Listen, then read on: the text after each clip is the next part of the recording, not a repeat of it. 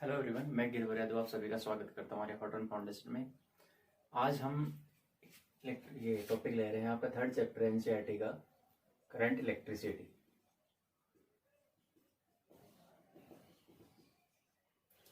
इस चैप्टर के अंदर हम शुरू में आज वाले पॉइंट डिस्कस करेंगे। सबसे पहले इलेक्ट्रिक करंट,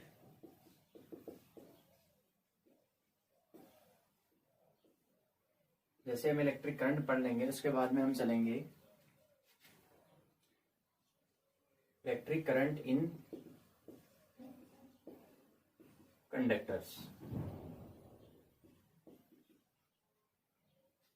उसके बाद में हम चलेंगे, जैसे हम पढ़ लेंगे कि कंडक्टर्स के अंदर इलेक्ट्रिक करंट किस प्रकार से फ्लो होता है। उसके बाद में हम पढ़ेंगे ओम्स लॉ। ठीक है, आज हम यहां तक डिस्कस करेंगे। तो अभी तक हमने इलेक्ट्रोस्टैट के अंदर पढ़ा है कि चार्जेस रेस्ट के अंदर है। चार्जेस किसमें है? रेस्ट में। जब रेस्ट में है तो वो कोई भी चार्ज क्या करेगा? इलेक्ट्रिक फील्ड जनरेट करता है। अब यदि चार्ज की मोशन होने लग जाए, कोई भी चार्ज मोशन करे, या उस हम कह सकते हैं कि अदर वर्ड के अंदर यदि वो चार्ज फ्लो में आ जाए, तो उस कंडीशन में क्या होता है? तो इस कंडीशन में हम देखेंगे कि एक इलेक्ट्रिक करंट का प्रोडक्शन होगा, इलेक्ट्रिक करंट बनेगी। अच्छा, इसके एग्जांपल्स क्या क्या हैं? हम डेली लाइफ के अंदर कौन कौन से एग्जांपल फील करते हैं? देखो, जब लाइटनिंग होती है, नेचुरली जो लाइटनिंग होती है उसमें क्या होता है कि बहुत सारे चार्जेस फ्लो होते हैं क्लाउड से अर्थ की ओर, और किसके थ्रू होते हैं? एटमॉस्फेयर। तो यहां पर क्या हो रहे हैं? चार्जेस फ्लो हो रहे हैं। उसकी वजह से हम देखते हैं कि दिन के टाइम पे तो हमने अपने को दिखाई नहीं देती, लेकिन शाम के या फिर रात के समय एक चमक से दिखाई पड़ती है, लाइटनिंग होती है। तो इसके पीछे का रीजन यही होता है कि चार्ज फ्लो होते हैं वहां पर। ऐसे ही, लेकिन इसमें हम देखते हैं, यदि हम कहें कि इसमें चार्जेस का फ्लो स्टेडी है या फिर नॉन रेगुलर है, तो यहां पर ये स्टेडी नहीं है, स्टेडी फ्लो नहीं होता चार्जेस का। अच्छा, स्टेडी फ्लो के एग्जांपल्स क्या क्या हो सकते हैं? फॉर एग्जांपल, यदि किसी रिवर के अंदर वाटर फ्लो हो रहा है, तो वो एक स्टेडी मोशन का है। जितने भी वाटर के मॉलिक्यूल्स हैं वो क्या करते हैं? लगातार फ्लो होते रहते हैं। तो वो स्टेडी मोशन का एग्जांपल है। तो लाइटनिंग वाला केस अपना क्या हो जाएगा कि इसमें चार्ज फ्लो होते हैं। ऐसे ही जो अपने घर पे इलेक्ट्रिसिटी आती है उसके अंदर भी चार्जेस फ्लो होते हैं। ये सब इसके बारे में पढ़ने वाले हैं। सबसे पहले हम पढ़ेंगे इलेक्ट्रिक करंट के बारे में, किस प्रकार से जनरेट होती है, क्या होती है। देखो, यदि हम कोई स्लैब लें, ठीक है, ये कंडक्टर स्लैब है। मान लो कि इसके अंदर इस डायरेक्शन को मैं ले रहा हूं फॉरवर्ड, और इस डायरेक्शन को मैं ले रहा हूं backward. Forward direction, backward direction. अब मान लिया मैंने कि इस डायरेक्शन के अंदर नेट पॉजिटिव चार्ज, नेट जो पॉजिटिव चार्ज फ्लो हो रहा है वो मैंने मान लिया कि कितना हो रहा है? Q+। ठीक है, ऐसे ही अब कुछ चार्जेस क्या हो सकते हैं कि कुछ पॉजिटिव चार्ज इस डायरेक्शन के अंदर जा सकते हैं और कुछ पॉजिटिव चार्ज इस डायरेक्शन में जा सकते हैं। इसलिए उनका नेट मैंने मान लिया कि नेट पॉजिटिव चार्ज कौन सी डायरेक्शन में फ्लो हो रहे हैं? फॉरवर्ड डायरेक्शन के अंदर फ्लो हो रहे हैं। ऐसे ही नेट फॉरवर्ड डायरेक्शन के अंदर नेगेटिव चार्ज,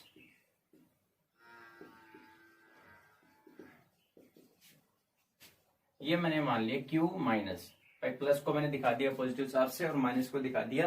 और Q किसके लिए यूज किया जाता है? किसी भी चार्ज के लिए। तो ये नेट फ्लो हो रहे हैं फॉरवर्ड डायरेक्शन में। तो ये यहां पर हम क्या निकालेंगे? देखो, net charge in forward direction, कि इस डायरेक्शन के अंदर फॉरवर्ड डायरेक्शन में, यानी इस सपोज कीजिए कि आपकी एक्स एक्सिस है, तो एक्स एक्सिस के अंदर नेट चार्ज कितने फ्लो हो रहे हैं? भाई कुछ पॉजिटिव चार्ज हैं, कुछ नेगेटिव चार्ज हैं। तो Q इक्वल्स टू, पॉजिटिव को मैं इस प्रकार से लूंगा एंड Q माइनस, इस प्रकार से होगा, क्योंकि नेगेटिव वाले क्या करते हैं, माइनस हो जाएंगे। तो ये आपका बचेगा नेट चार्ज कितना फ्लो हो रहा है। ये माइनस क्यों हुआ, क्योंकि सपोज कीजिए कि +10 चार्ज इस डायरेक्शन के अंदर जा रहा है। +10 का मतलब क्या होगा, +10E, क्योंकि जो भी चार्ज होता है वो इलेक्ट्रॉन के चार्ज के मल्टीपल के अंदर होता है। तो +10E मान लो कि इस डायरेक्शन के अंदर पॉजिटिव चले गए। अब इसी डायरेक्शन के अंदर -9E चले गए, तो नेट कितना बचेगा, 10E प्लस -9E। ठीक है, ये ऐड कैसे होता है, माइनस के साथ, इसलिए यहां पर माइनस साइन आएगा, वो इफेक्टिव बच जाएगा। और इस एग्जाम्पल के लिए कितना हो जाएगा, +1E। ठीक है, ये एक एग्जाम्पल मैंने सेट किया है यहाँ पर। तो ये तो अपना नेट चार्ज आ गया कि फॉरवर्ड डायरेक्शन के अंदर नेट चार्ज कितना है, ये आपका आ गया Q। ठीक है, अब हम यहाँ पर एक फिजिकल क्वांटिटी डिफाइन करते हैं, I, इलेक्ट्रिक करंट। और वो होता क्या है कि किसी पर्टिकुलर टाइम t में यदि ये Q चार्ज फ्लो हो रहे हैं, तो मैं उस चार्ज को उस टाइम से जब डिवाइड कर दूंगा तो मेरे पास एक फिजिकल क्वांटिटी निकल के आएगी I, और उसको मैंने यहां पर हम बोलते हैं इलेक्ट्रिक करंट।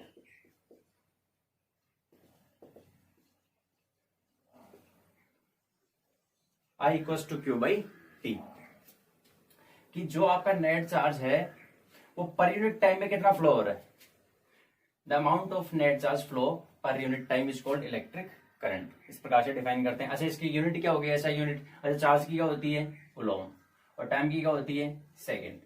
तो कूलॉम पर सेकेंड, लेकिन एम्पियर ने ये दिया था, इसलिए एम्पियर के सम्मान में क्या रख दिया गया, कैपिटल A, और शॉर्ट इसकी फुल फॉर्म क्या है, AMPERE, एम्पियर। तो इलेक्ट्रिक करंट की ऐसा यूनिट कूलॉम पर सेकेंड या फिर एम्पियर ली जाती है। अब डेली लाइफ के अंदर जो हमारी जितने फेनोमेना हो रहे हैं उसके अंदर क्या रेंज हो सकती है इलेक्ट्रिक करंट की, इस इलेक्ट्रिक करंट की रेंज क्या हो सकती है भाई, ये तो हमने डेफिनेशन पढ़ ली। रेंज हम ले सकते हैं, जैसे लाइटनिंग के अंदर अपना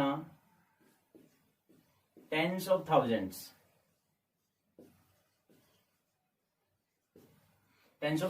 के ऑर्डर की इलेक्ट्रिक करंट प्रोड्यूस होती है, जिसको हम एम्पियर में मेजर करते हैं।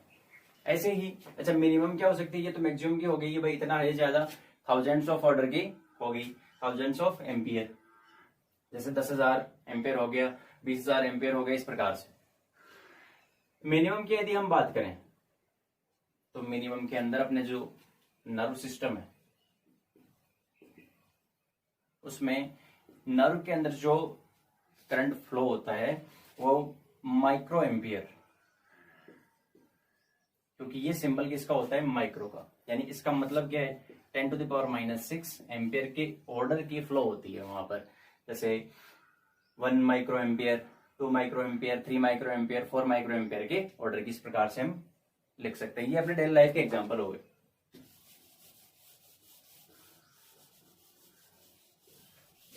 तो इलेक्ट्रिक करंट का मतलब क्या होता है, इलेक्ट्रिक करंट का मतलब है कि किसी भी कंडक्टर के अंदर पर यूनिट टाइम में कितना नेट चार्ज फ्लो हो रहा है, that is called electric current. इस प्रकार से डिफाइन किया जाएगा। और इसकी एक डेफिनेशन और होती है,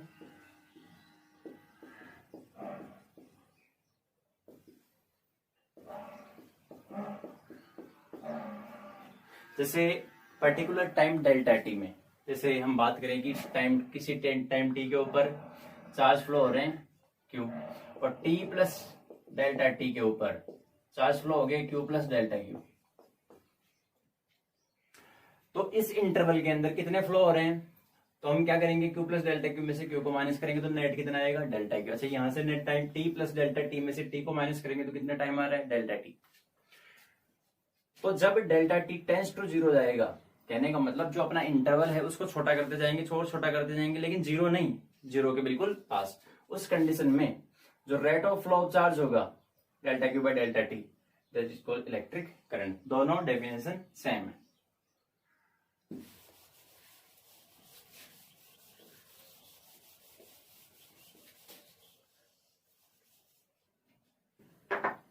अब हम अगले पार्ट के ऊपर चलते हैं, जो कि है इलेक्ट्रिक करंट इन कंडक्टर्स।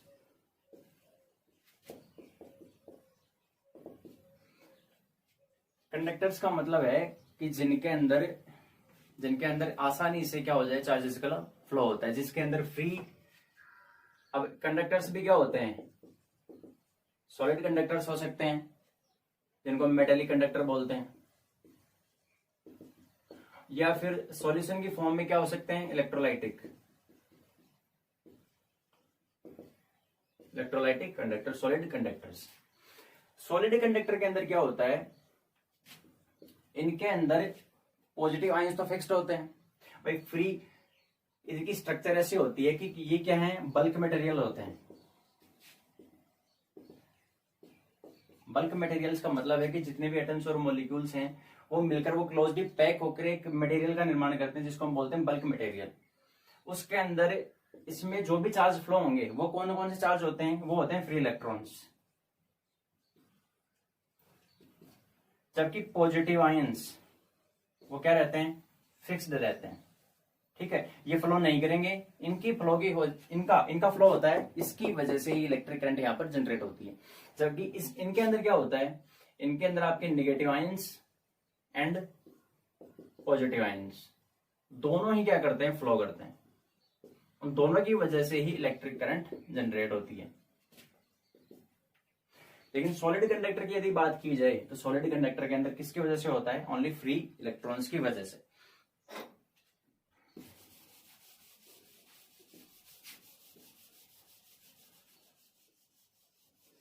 तो अभी तक तो हमने इसमें देखा है कि सॉलिड कंडक्टर्स में किस प्रकार से फ्लो होता है एंड इलेक्ट्रोलाइटिक सॉल्यूशंस के अंदर किसकी वजह से इलेक्ट्रिक करंट जनरेट होती है।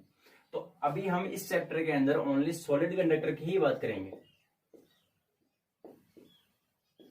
Only solid conductors. तो सॉलिड कंडक्टर के अंदर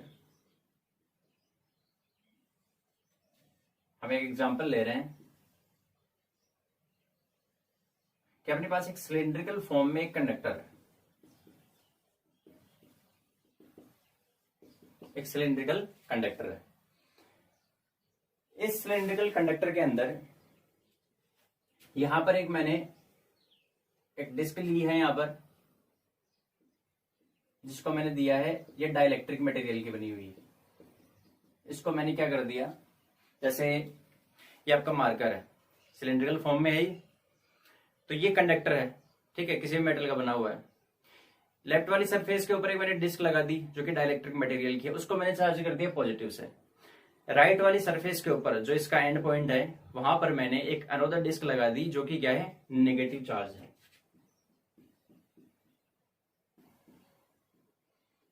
ठीक है, दो कंडीशन है। देखो, जब मैं इलेक्ट्रिक फील्ड अप्लाई नहीं कर रहा हूं और मैं इलेक्ट्रिक फील्ड इक्वल टू 0, पहली कंडीशन क्या है कि आप इलेक्ट्रिक फील्ड अप्लाई नहीं कर रहे हो, और सेकंड कंडीशन क्या है, नॉट इक्वल टू 0 कहने का मतलब आपने इलेक्ट्रिक फील्ड अप्लाई किया है बाहर से, आपके पास बाहर से कोई एक्सटर्नल एजेंसी है, कहने का मतलब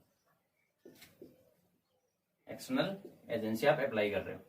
पहली वाली कंडीशन में नहीं है। इस कंडीशन में जब नहीं है तो हम देखते हैं कि क्या इलेक्ट्रिक करंट फ्लो होती है या नहीं होती है, यदि होती है तो कितने टाइम के लिए होती है। इस कंडीशन में क्या होगा, देखो यहाँ पॉजिटिव चार्ज, यहाँ पर नेगेटिव चार्ज, तो इलेक्ट्रिक फील्ड सेटअप होगा यहाँ पर कौन सी डायरेक्शन में, from positive to negative, electric field setup यहाँ पर सेटअप हो जाएगा। ठीक है, बन गया इलेक्ट्रिक फील्ड। ये इलेक्ट्रिक फील्ड क्या करेगा, ये इलेक्ट्रिक फील्ड जो इस मेटल के अंदर इलेक्ट्रॉन्स हैं उनको क्या करेगा, उनको ड्रिफ्ट करेगा, उनके ऊपर फोर्स लगाएगा। जब ये इलेक्ट्रॉन्स फ्लो करेंगे तो इलेक्ट्रॉन इलेक्ट्रिक फील्ड के अपोजिट डायरेक्शन के अंदर मूव करते हैं, तो यहाँ पर जो इलेक्ट्रॉन्स हैं मेटल के, इस कंडक्टर के, ये क्या करेंगे, इस डायरेक्शन के अंदर फ्लो करेंगे, और ये इलेक्ट्रॉन इस चार्ज को क्या करते हैं, जाकर न्यूट्रलाइज कर देंगे। तो कंडीशन कैसी बन जाएगी,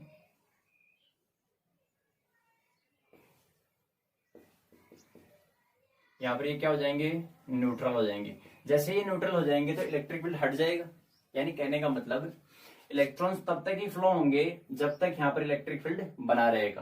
तो कहने का मतलब इलेक्ट्रिक करंट तो जनरेट होगी, क्यों, इलेक्ट्रॉन्स फ्लो हो रहे हैं। Rate of flow of charges तो है, फ्लो ऑफ चार्जेस तो हो रहा है, तो उसकी वजह से इलेक्ट्रिक करंट तो बनती है, ये तो बनेगी, लेकिन किस कब तक बनेगी, वेरी शॉर्ट इंटरवल, ठीक है, बहुत कम टाइम के लिए ऐसा होगा कि यहाँ पर इलेक्ट्रिक फील्ड, ये इलेक्ट्रिक करंट जनरेट होगी, उसके बाद में क्या होगा, करंट फ्लो होना बंद हो जाएगी। तो ऐसे डिवाइस तो हम काम में ले नहीं सकते हैं, ठीक है। हमें तो घर पर क्या होता है कि लगातार करंट चाहिए होती है, लगातार सप्लाई अपने को चाहिए। इसके लिए हम क्या करते हैं, एक ऐसी एक्सटर्नल एजेंसी बनाओ कि वो क्या करे, ये जो इलेक्ट्रॉन्स यहाँ पर इस न्यूट्रलाइज कर दिया, इसको न्यूट्रलाइज ना होने दे, यानी कहने का मतलब बाहर से हम चार्जेस को फ्लो करवाते रहें। तो इसके लिए हम क्या करते हैं, सेल्स का यूज करते हैं, बैटरीज का यूज करते हैं, ठीक है। ये क्या होती हैं, एक्सटर्नल वोल्टेज सप्लाई करती हैं, ठीक है। ये आपके इस चैप्टर के अंदर लास्ट के अंदर आएगा, वहां पर हम सेल्स के बारे में पढ़ेंगे। तो इस प्रकार से कंडक्टर के अंदर क्या होता है, सॉलिड कंडक्टर के अंदर इस इलेक्ट्रिक करंट की मैकेनिज्म बनती है।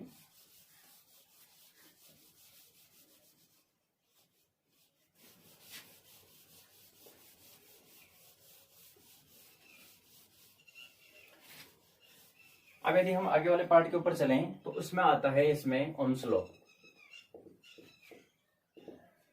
एंड ओम्स लॉ क्या कहता है कि यदि आपके पास एक कंडक्टर है,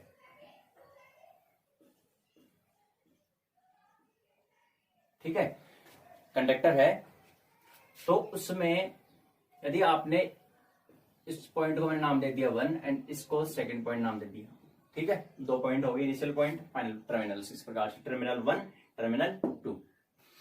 तो इन दोनों के बीच में यदि मैंने पोटेंशियल डिफरेंस V अप्लाई कर रहा है, ठीक है, कहने का मतलब यहां से यहां तक पोटेंशियल कितना ड्रॉप हो रहा है, V पोटेंशियल ड्रॉप हो रहा है। तो ओम ने ये कहा कि कुछ पर्टिकुलर कंडीशंस के अंदर, ठीक है, पर्टिकुलर कंडीशंस क्या है कि जब टेम्परेचर कांस्टेंट रहे, ये क्या रहना चाहिए, कांस्टेंट। ओम ने पहले ही कह दिया कि भाई मैं जो ये आपको दे रहा हूं लो, ये यूनिवर्सल नहीं है। यूनिवर्सल का मतलब वो होता है जो किसी भी कंडीशन के अंदर इस प्रकार से काम करता रहे, लेकिन ये यूनिवर्सल लॉ नहीं है। यहाँ पर उसने पहले ही बोल दिया क्या है, टेम्परेचर क्या रहेगा, कांस्टेंट रहेगा। तो जब टेम्परेचर कांस्टेंट रहे तो यहां पर फ्लो होने वाली करंट, इसको मैंने यहां पर देखो आई से रिप्रेजेंट कर दिया, ये करंट इसके दोनों टर्मिनल के ऊपर जितना भी पोटेंशियल ड्रॉप हो रहा है उसके डायरेक्टली प्रोपोर्शनल होती है, ठीक है, यानी V directly proportional to I। तो यहां पर कांस्टेंट ऑफ प्रोपोर्शनलिटी उसने लिखा कैपिटल R और उसने उसको नाम दे दिया रेजिस्टेंस। क्या नाम दिया उसने उसको, resistance. V equals to I R, V equals to R I या V equals to I R, ये क्या कहलाता है आपका ओम्स लॉ। आपने 10th क्लास के अंदर भी पढ़ा होगा, 10th की उसमें बुक में भी सिलेबस में था। V equals to I R, जहां पर R क्या है, रेजिस्टेंस है। अच्छा, इसकी ऐसा यूनिट क्या है, इसकी ऐसा यूनिट इनके नाम से ही है ओम, और ये एक ग्रीक लेटर यूज किया जाता है इसके लिए, ओम को रिप्रेजेंट करने के लिए, जैसे 1 ओम, 2 ओम, 3 ओम, 1000 ओम, 2000 ओम। के का मतलब क्या है, kilo, 2 into 10 to the power 3, यानी कितना हो गया, 2000 ओम हो गया। ये इसकी ऐसा यूनिट हो गई। रेजिस्टेंस क्या करता है, रेजिस्टेंस ये बताता है एक प्रकार से, ये क्या है, एक हर एक प्रॉपर्टी का एक इंटरनल वर्च्यू होता है ये, जो कि फ्लो ऑफ चार्जेस के बीच में एक बैरियर का काम करता है। रेजिस्टेंस क्या करता है, एक बैरियर का काम करता है।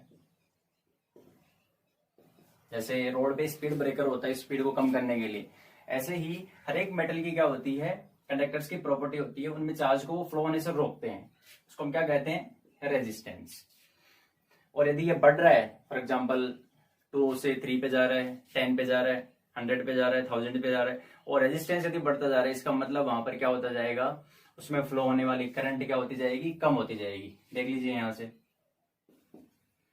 I इक्वल्स टू क्या आएगा, आप पोटेंशियल उतना ही अप्लाई कर रहे हैं, वोल्टेज ड्रॉप उतना ही हो रहा है, लेकिन डिनोमिनेटर में यदि रेजिस्टेंस बढ़ता जाए, तो रेजिस्टेंस यदि बढ़ता जाएगा तो कहने का मतलब, रेजिस्टेंस का मतलब क्या है कि बैरियर बढ़ता जा रहा है, और सीधा सा मतलब क्या है कि चार्ज को फ्लो होने से रोकेगा। और फॉर्मूले से भी हम देख रहे हैं कि करंट क्या आ रही है, यदि ये इंक्रीज होगा तो क्या होगा, करंट डिक्रीज होती जाएगी।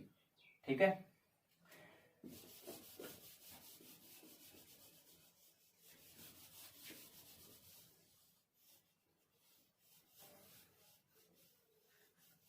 अब हम रेजिस्टेंस के कुछ 2-3 एग्जांपल, 1-2 एग्जांपल सेट करते हैं और उससे हम देखते हैं कि किस प्रकार से इफेक्ट पड़ता है। देखो इसने क्या किया, ओम ने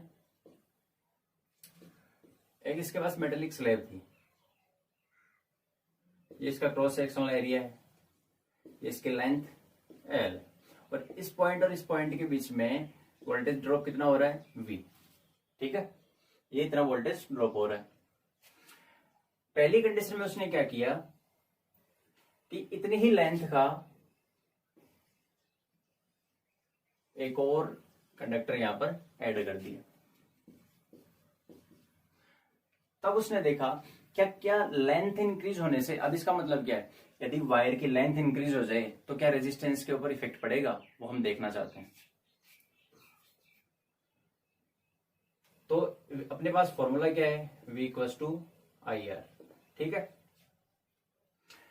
और आरसी मैं ले रहा हूं कि आरसी क्या है, एक पर्टिकुलर कंडक्टर का है। जैसे ये वाला जो अपना कंडक्टर है सिंपल, इसका रेजिस्टेंस कितना है, आरसी। ठीक है, अब यदि मैं इसमें एक और ऐड करूं तो मैं देखना चाहता हूं कि कितना रेजिस्टेंस इंक्रीज होता है या डिक्रीज होता है। देखो यहां पर 0.1 नाम देते हैं, इसको 2 देते हैं, इसको 3। अच्छा, 1 और 2 के बीच में इस कंडक्टर की क्या था, पोटेंशियल डिक्रीज, ये पोटेंशियल ड्रॉप कितना हो रहा है, V। तो 2 से 3 इसकी भी लेंथ L ही है, तो यहां पर कितना पोटेंशियल ड्रॉप होगा, V। तो 0.1 और 3 के बीच में टोटल पोटेंशियल ड्रॉप कितना हो जाएगा, V प्लस V कितना हो जाएगा, 2V। और देखो एक ही सीरीज के अंदर है, तो सीरीज के अंदर जब होते हैं तो दोनों में सेम करंट फ्लो होगी, I। ठीक है, इसके ऊपर पोटेंशियल ड्रॉप V प्लस इसके ऊपर पोटेंशियल ड्रॉप V, टोटल कितना हो जाएगा, V प्लस V 2V। इसको आप V ले लो, V टोटल। तो रेजिस्टेंस कितना हो जाएगा यहाँ पर, V total divided by current total. V total कितना है, 2V, करंट क्या है, I। अच्छा, 2 को बाहर निकाल लेते हैं, V upon I। V upon क्या था, RC। RC का मतलब क्या है, रेजिस्टेंस ऑफ कंडक्टर। यानी पहले जो एक कंडक्टर का रेजिस्टेंस RC था, इसका भी कितना था, RC। यदि हम दोनों को ऐड कर दें इस प्रकार से, यानी लेंथ यदि L थी और L ऐड और कर दी, यानी कितनी लेंथ हो गई, डबल हो गई। पहले L थी, अब कितनी कर दी, 2L। तो लेंथ को डबल करने से रेजिस्टेंस भी क्या हो गया, डबल हो गया। इसका मतलब क्या है, पहला पॉइंट क्या आया कि रेजिस्टेंस डायरेक्टली प्रोपोर्शनल होता है लेंथ के। यदि लेंथ डबल करोगे तो रेजिस्टेंस भी डबल हो जाएगा। लेंथ ट्रिपल करोगे 3L तो रेजिस्टेंस भी कितना हो जाएगा, 3L। ठीक है, क्लियर हो गया ये तो। अब सेकंड के ऊपर चलते हैं, क्या एरिया का भी इफेक्ट पड़ता है या नहीं पड़ता।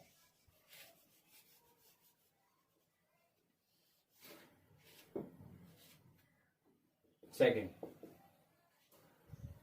वही हम मेटेलिक स्लैब ले रहे हैं, इसका क्रॉस सेक्शनल एरिया कितना है, A है, पोटेंशियल ड्रॉप कितना है, V।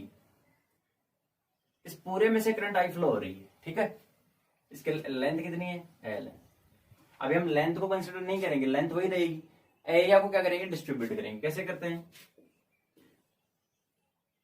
इसको हमने बीच में से इस प्रकार से काट दिया। ठीक है, इस प्रकार से आपने बीच में से इसको काट दिया। जैसे आप मार्कर को बीच में से इस प्रकार से हॉरिजॉन्टली क्या कर दो, इसको कट कर दो, तो ऊपर वाला एरिया A/2 और नीचे वाला एरिया कितना हो गया, A/2। इस प्रकार से हो जाएगा। अब ऐसा करने से क्या होता है, देखो इस प्रकार से जब हम कट करते हैं तो जो करंट पहले I फ्लो हो रही थी, वो करंट क्या हो जाती है, हाफ हाफ डिस्ट्रीब्यूट हो जाती है। क्योंकि एक वायर एक तो बनेगा, सॉरी बन नहीं रहा। ये क्या हो रहा है यहाँ पर, जो पहले केवल एक वायर था, एक कंडक्टर था, वो अब दो में डिस्ट्रीब्यूट हो गया। कहने का मतलब जो पहले करंट थी वो हाफ हाफ हो जाएगी, और किस प्रकार से होगी, I/2 प्लस I/2। ये आपकी क्या होगी। अच्छा, .1 और ये 2, और ये .1 एंड 2। अच्छा, दोनों के बीच में पोटेंशियल डिफरेंस तो अभी भी ही है। तो पहले इसका रेजिस्टेंस कितना था, RC, और वो कितना था, V/I। ठीक है, ये पहले इतना था, RC = V/I। अब देखते हैं V = I और वाले फॉर्मूले से कि अपना रेजिस्टेंस कितना होगा, V/V total I total। ठीक है, एक का देखना चाहते हैं, किस प्रकार से देखेंगे। देखो, पोटेंशियल तो अभी भी कितना है, पोटेंशियल अभी भी कितना है, V है। यहां पर देखिए करंट कितनी हो गई, I/2। यानी मैं एरिया यदि हाफ कर दूं, ठीक है। अब एरिया हाफ करने का मतलब है कि मैं केवल एक कंडक्टर को कंसिडर करूंगा। लेंथ जब डबल कर दी थी तो हम क्या कर रहे थे, दोनों जैसे L और L टोटल, अपने पास सेकंड कंडीशन ये थी, हम इसको लेके चल रहे थे। ठीक है, एरिया हाफ करने का मतलब है कि अपने को इसी से ही मतलब है, इसको हम देख रहे हैं। अब करंट कितने है इसमें, I/2। डिनोमिनेटर का डिनोमिनेटर कहा जाएगा, न्यूमरेटर में 2V/I। अच्छा, V/I कितना है, कहने का मतलब है कि रेजिस्टेंस कितना हो गया, डबल हो गया। यानी एरिया को हाफ करने से रेजिस्टेंस डबल हो गया। इसका मतलब क्या है कि रेजिस्टेंस एरिया के क्या है, इनवर्सली प्रोपोर्शनल है। क्योंकि जब डिनोमिनेटर में क्वांटिटी कम होती है तभी तो क्वांटिटी बढ़ती है। ठीक है, इसको हम कम कर रहे हैं तो रेजिस्टेंस बढ़ रहा है। इसका मतलब क्या है, डिपेंडेंसी कैसी होगी, इनवर्सली प्रोपोर्शनल की डिपेंडेंसी हो जाएगी। तो 2 पॉइंट बन गए, R directly proportional to L and R indirectly proportional to area. तो यहां पर क्या आया, L/A, कि लेंथ के जो डायरेक्टली प्रोपोर्शनल है, एरिया की इनवर्सली प्रोपोर्शनल है। कांस्टेंट ऑफ प्रोपोर्शनलिटी आता है यहां पर रो, एक वर्ड क्या है, रो, RHO। और इस रो को हम कहते हैं, RHO को, इसका फिजिकल, इसका नाम क्या है, रेजिस्टिविटी। रेजिस्टिविटी जो कि यहां पर क्या होता है, किसके ऊपर डिपेंड करती है, मटेरियल के ऊपर। हर एक मटेरियल की प्रॉपर्टी होती है ये। और इसकी यदि आप यूनिट निकालना चाहो तो यूनिट आप इस फॉर्मूले से निकाल सकते हो। देखो, रो को आप वन साइड में रखो, एरिया ऊपर जाएगा, लेंथ नीचे आएगी। एरिया का केवल यूनिट फॉर्म में लिखना है तो एरिया क्या होता है, लेंथ टाइम्स लेंथ। तो लेंथ से एक लेंथ तो कैंसिल आउट हो जाएगा, क्या बच जाएगा, रेजिस्टेंस और लेंथ बचेगा। अच्छा, रेजिस्टेंस की यूनिट क्या होती है, ओम, और लेंथ की, ठीक है, मीटर। तो इसकी यूनिट क्या आ जाएगी, ओम मीटर।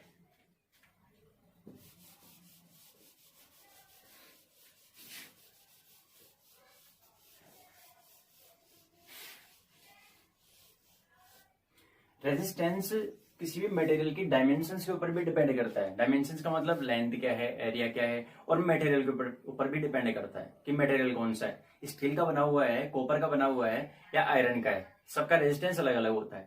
लेकिन रेजिस्टिविटी किसके ऊपर डिपेंड करती है, रेजिस्टिविटी डिपेंड करती है टाइप्स ऑफ मटेरियल के ऊपर। ठीक है, कि सिल्वर की रेजिस्टिविटी अलग होगी, इसकी कॉपर की रेजिस्टिविटी अलग होगी। इस प्रकार से आप समझेंगे इसको। अब हम इसको आगे लेके चलते हैं। देखो, R कितना आया, रो L/A। ठीक है, अपने पास फॉर्मूला था V = IR। तो इस फॉर्मूले में, सेकंड फॉर्मूले में से अब यहां से रेजिस्टेंस की वैल्यू इसमें डालिए तो क्या बन जाएगा, I रो L/A। ये बन गया। रो और L को मैं बाहर लिख रहा हूं, I/एरिया। देखो, हम जानते हैं कि इलेक्ट्रिक फील्ड में एंड पोटेंशियल में, इलेक्ट्रिक फील्ड E और पोटेंशियल V, यदि आपके पास एक कंडक्टर हो जिसकी लेंथ L है, क्रॉस सेक्शनल एरिया E है, वहां पर इलेक्ट्रिक फील्ड लगा हुआ है E।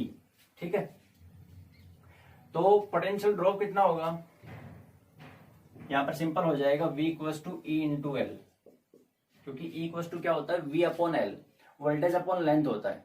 कैसे होता है, आपने पढ़ा होगा E vector equal to minus del V vector by del R, ठीक है। यानी निगेटिव ग्रेडियंट होता है, निगेटिव किसके साथ, पोजीशन के साथ वोल्टेज का। अच्छा वेक्टर तो इसके ऊपर आएगा नहीं, यहाँ पर आएगा एन कैप, क्योंकि वोल्टेज क्या होता है एक स्केलर क्वांटिटी होती है, एन कैप यहाँ पर आएगा। पोटेंशियल की निगेटिव रेट होती है और एन कैप उसकी डायरेक्शन होगी, उसको हम क्या कहते हैं, इलेक्ट्रिक फील्ड। दोनों के अंदर रिलेशन पढ़ा था हमने, वहां से आता है। केवल मैग्नीट्यूड कंसिडर कर रहे हैं तो V equal to E into L हो जाएगा।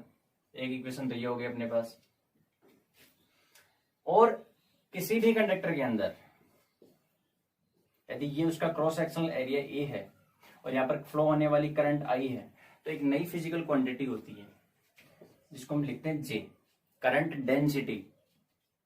और ये होता है rate current per unit area.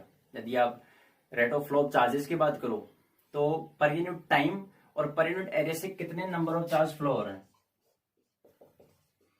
ये भी सही है, ये भी सही है, क्योंकि Q अपॉन T तो बना देगा I, और नीचे वन बाई एरिया क्या है, ये रहा आपका area. In the rate of flow of charges per unit time per unit cross sectional area is called current density. ठीक है, कि इस पर यूनिट एरिया से, इसके यूनिट एरिया से कितनी करंट फ्लो हो रही है, दैट इज कॉल्ड ये आपकी इलेक्ट्रिक करंट डेंसिटी J। और ये एक वेक्टर क्वांटिटी होती है, इसके एक पर्टिकुलर डायरेक्शन होती है। तो यहां से J इक्वल टू क्या है, I अपॉन एरिया। तो I अपॉन एरिया की जगह मैं क्या पुट करूंगा, J पुट करूंगा। तो देखो यहां पर हमारा इक्वेशन चेंज हो जाएगा। इस V की जगह तो क्या आ जाएगा, E into L, rho into L, I upon area की जगह क्या आ जाएगा, J। एल से एल कैंसिल, तो E इक्वल टू क्या आ गया, रो J। यदि आप वेक्टर फॉर्म में लिखना चाहो तो E vector equal to rho J vector. ठीक है, अच्छा इसको चेंज करना चाहें तो J vector equals to E vector upon rho. क्या कर दिया मैंने, रो को डिवाइड कर दिया, तो J इक्वल्स टू क्या आ गया, E वेक्टर अपॉन रो आ गया। J वेक्टर क्या है, इलेक्ट्रिक करंट डेंसिटी, E क्या है, इलेक्ट्रिक फील्ड है, इलेक्ट्रिक फील्ड इंटेंसिटी, और रो क्या है, रेजिस्टिविटी ऑफ एनी मटेरियल। अब देखो एक नया वर्ड होता है सिग्मा।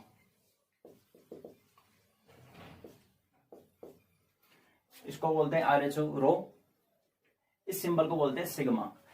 सिग्मा होता है कंडक्टिविटी,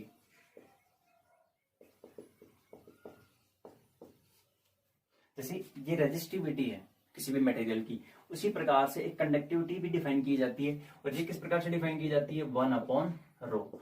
यानी रेजिस्टिविटी का रेसिप्रोकल क्या होता है फिजिक्स में, कंडक्टिविटी। ये कंडक्शन से रिलेटेड होता है, जबकि ये क्या करता है, ये चार्ज का अपोज करने की प्रॉपर्टी है। और ये क्या है, जस्ट अपोजिट, इसका जस्ट अपोजिट। तो यहाँ पर देखो 1 अपॉन रो की जगह मैं क्या पुट करूंगा, सिग्मा। तो जैसे सिग्मा पुट करूंगा इक्वेशन बन जाएगा 1 अपॉन रो की जगह क्या आ जाएगा, सिग्मा। तो ये आपका एक रिलेशन होता है electric current density J, conductivity sigma and electric field intensity E के बीच में एक रिलेशन होता है J equals to sigma E। J vector equals to sigma E vector, J equals to sigma E। ये भी क्या कहलाता है, इसको भी हम ओम्स लॉ बोलते हैं।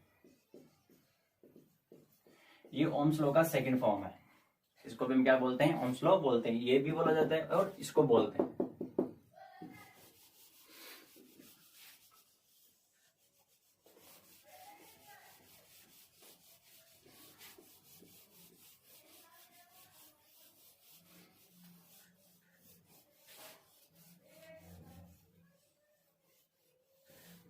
अब क्या सभी मटेरियल, यदि हम कर्व बनाना चाहें कि ओम्स लॉ का कर्व क्या है, किस प्रकार से बनता है। कर्व का मतलब वोल्टेज और करंट के बीच में ग्राफ। देखो V इक्वल्स टू क्या है, IR, यानी V डायरेक्टली प्रोपोर्शनल I। यानी ये क्या करेगा, यदि वोल्टेज इंक्रीज हो रहा है तो करंट भी इंक्रीज होगा। कहने का मतलब एक स्ट्रेट लाइन आनी चाहिए, इस प्रकार से स्ट्रेट लाइन आई। ठीक है, क्या ये कर्व सभी के लिए वैलिड है, जितने भी कंडक्टर्स हैं क्या ये सभी के लिए बनता है। इसके कुछ जिसको हम लिमिटेशंस कहते हैं यहाँ पर, ठीक है, क्या कुछ लिमिटेशंस हैं? तो कुछ हर एक मटेरियल इस प्रॉपर्टी को फॉलो नहीं करता है। जो गुड कंडक्टर होते हैं, जितने भी गुड कंडक्टर्स के एग्जांपल हो सकते हैं, वो गुड कंडक्टर क्या करते हैं, वोल्टेज और करंट के ग्राफ में यदि अपनी लाइन तो इस प्रकार से आनी चाहिए, डैश डैश डैश का लाइन मतलब है कि ये आइडियल सिचुएशन है, आइडियल लाइन या आइडियल कर्व जिसको हम बोलें। लेकिन रियल लाइफ के अंदर गुड कंडक्टर्स के लिए जब एक्सपेरिमेंटली डेटा कलेक्ट किया गया वोल्टेज और करंट का, और जब उनको प्लॉट किया गया तो इस प्रकार से कर्व आया था। यानी कहने का मतलब, जब हाई वोल्टेज की बात करें, ये हाई, क्योंकि यहाँ पर वोल्टेज की वैल्यू इंक्रीज हो रही है धीरे धीरे धीरे, हाई वोल्टेज की बात करें तो वहां पर करंट उस रेशियो में इंक्रीज नहीं हो पाती है, इस प्रकार से इस लाइन से डेविएट हो जाता है। ये इसकी क्या है, ओम्स लॉ की लिमिटेशंस मानी जाती है। ऐसे ही डायोड के लिए एक डिवाइस होती है पीएन जंक्शन डायोड,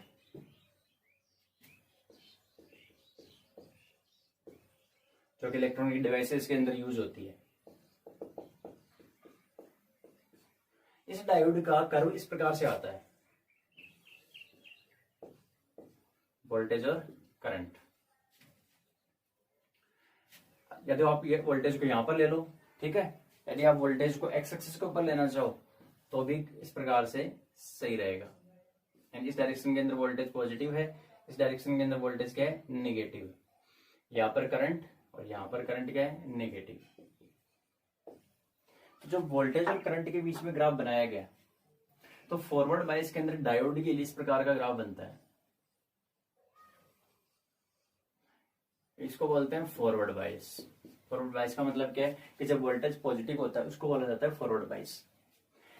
वोल्टेज की वैल्यू यदि निगेटिव कर दी जाए तो उसको हम बोलते हैं रिवर्स बायस, रिवर्स, ठीक है। बायस का मतलब होता है कि आपने उस इलेक्ट्रॉनिक डिवाइस को बैटरी से ऐड कर दिया, जोड़ दिया है, बायस का मतलब। रिवर्स वाले के लिए देखो होता क्या है कि यदि आप पॉजिटिव वोल्टेज अप्लाई कर रहे हो तो करंट इस प्रकार से इंक्रीज हो रही है। सेम नेचर ऐसा यहां पर निगेटिव में भी आना चाहिए था। यदि मैं हाथों हाथ वोल्टेज को नेगेटिव कर दूं तो मेरा करंट नेगेटिव में भी उसी प्रकार से आना चाहिए, लेकिन डायोड के लिए ऐसा आता नहीं है। उसमें क्या होता है, इनिशियली करंट कांस्टेंट रहती है, ठीक है, उसके बाद में एक पर्टिकुलर वोल्टेज के ऊपर आकर एकदम से करंट इंक्रीज हो जाती है, और जिस वोल्टेज के ऊपर करंट इंक्रीज होती है उसको हम बोलते हैं ब्रेकडाउन वोल्टेज।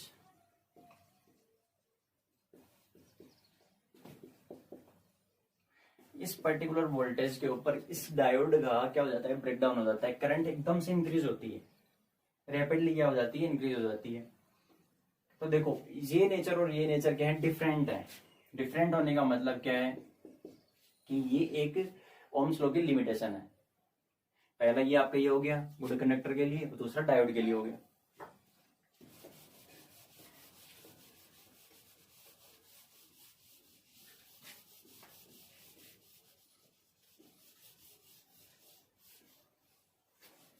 तीसरा एक एग्जांपल और आता है इसका लिमिटेशंस के अंदर, वो क्या आता है,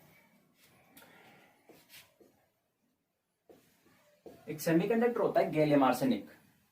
सेमीकंडक्टर क्या होता है, कंडक्टर और इंसुलेटर के बीच का एक मटेरियल होता है, ये सेमीकंडक्टर है।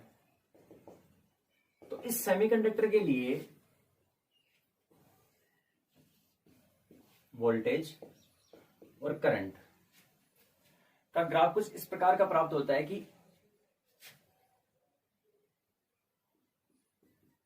एक ही वोल्टेज के लिए करंट की वैल्यू क्या होती है, डिफरेंट डिफरेंट मिलती है।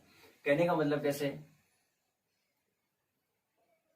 इस प्रकार का ग्राफ आता है, पहले करंट बढ़ता है, उसके बाद में डिक्रीज होता है, और फिर उसके बाद में बढ़ता है, इस प्रकार से। तो देखो वोल्टेज की, जैसे मैं यहां पर देता हूं कि करंट की वैल्यू, मेरे पास ये करंट की एक पर्टिकुलर वैल्यू हो गई, ठीक है, जिसको कुछ भी नाम दे सकते हैं कि जैसे 0.2 एम्पेयर, सपोज कीजिए इतना है 0.2 एम्पेयर। इस पर्टिकुलर वैल्यू के लिए एक पॉइंट ये आएगा और एक पॉइंट ये आएगा। वोल्टेज की एक वैल्यू तो ये हो गई जिसको हम नाम दे देंगे V1, और एक वैल्यू ये हो गई जिसको हम नाम दे देंगे V2। ठीक है, कि करंट की एक ही वैल्यू के लिए वोल्टेज की क्या है, दो वैल्यू है। इसका मतलब क्या है कि वोल्टेज सपोज कीजिए कि 5 वोल्ट था, उसके ऊपर भी करंट 0.2 एम्पियर आया, फिर वोल्टेज बढ़ाने करंट बढ़ा, फिर उसके बाद में वोल्टेज की वैल्यू जब 10 वोल्ट होगी फॉर एग्जांपल, तब करंट वापस कितना आ गया, 0.2 एम्पियर आ गया, फिर इस प्रकार से बढ़ने लग गया। इसका मतलब ये इस नेचर, जो नेचर ऐसा होना चाहिए था, ग्राफ देखो डिफरेंट है, ग्राफ इस प्रकार से आना चाहिए था वोल्टेज और करंट का, लेकिन यदि करंट यहां पर लें और वोल्टेज यहां पर, या फिर इस प्रकार से कर लो कि अब वोल्टेज यहां पर ले लो और करंट यहां पर ले लो, तो नेचर क्या है, डिफरेंट है। तो ये क्या है, इसके कुछ एक्सेप्शंस कहलाते हैं, लिमिटेशंस हो गई है। ठीक है, इनको हम कहते हैं लिमिटेशंस ऑफ ओम्स लॉ। तो आज के लिए इतना ही पढ़ेंगे। आज हमने क्या क्या पढ़ा है, सबसे पहले हमने इलेक्ट्रिक करंट के बारे में पढ़ा था, उसके बाद में कि कंडक्टर के अंदर इलेक्ट्रिक करंट किस प्रकार से फ्लो होती है सॉलिड कंडक्टर के अंदर, और उसके बाद में हम पढ़े हैं ओम्स लॉ के बारे में। ओम्स लॉ का फॉर्मूला क्या है, V = IR, एंड उसकी सेकंड फॉर्म क्या पढ़ी थी हमने, J = सिग्मा E। उसके बाद में हमने उसका कर्व पढ़ा और लिमिटेशंस देखी।